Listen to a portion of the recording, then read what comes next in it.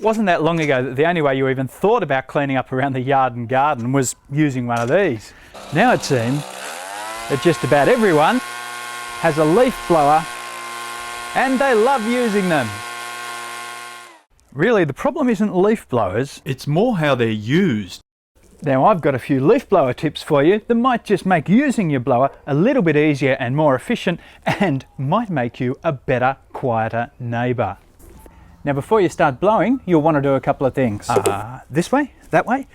Work out the way you intend to blow so that you can try and concentrate all of your blowing towards one direction. So if you've got multiple pathways, make them all come towards one point. This will make it much easier to collect all of your material, and it saves you wasting time by blowing back over the top of a clean area. If you're near the house, close the windows and doors. This will keep out some noise and any dust you might kick up. Walk through the area you plan to blow and pick up any larger things like twigs and branches, and move big stuff out of the way. An important thing to remember is that blowers are not the proverbial blunt instrument. They are actually supposed to be a finishing tool for doing the fine work once you've finished all the other bulk stuff. Start your blower up, and if it's a cold start, just let it run on idle for about a minute or so before you go revving it up to maximum velocity.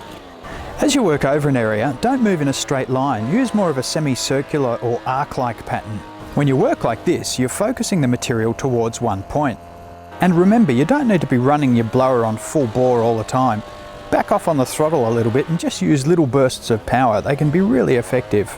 As material builds up, don't try to push mounds of stuff along with the airstream. That's not what blowers are designed to do. If I keep trying to blow push this pile, I'll be running on full bore for 5 minutes. But if I grab the rake, it'll take me less than 30 seconds to get rid of the pile and get back to fast, efficient blowing.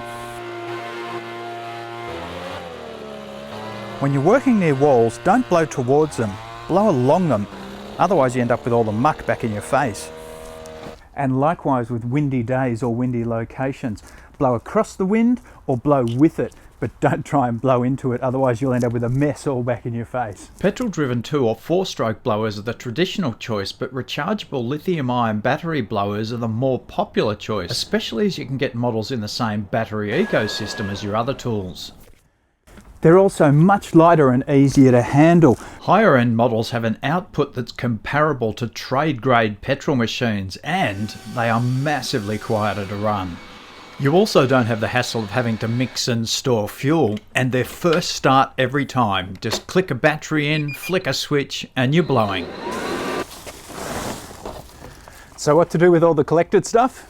You can put it straight into the compost, but just make sure you balance brown material like this with an equal volume of green material like lawn clippings.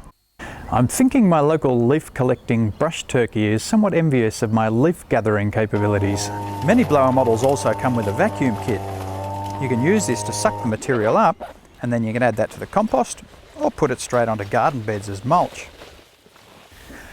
And one last set of tips, safety gear. Now blowers may not seem that loud, but it's the sustained noise that does the damage, not the one-off. So earmuffs, good quality ones, are an absolute must. I'd highly recommend some decent safety glasses. Personally, I like to wear gloves. They cut the vibration a little bit, also very handy when you've got to pick stuff up off the ground. And of course, decent footwear goes without saying. So happy blowing, and hopefully happy neighbours.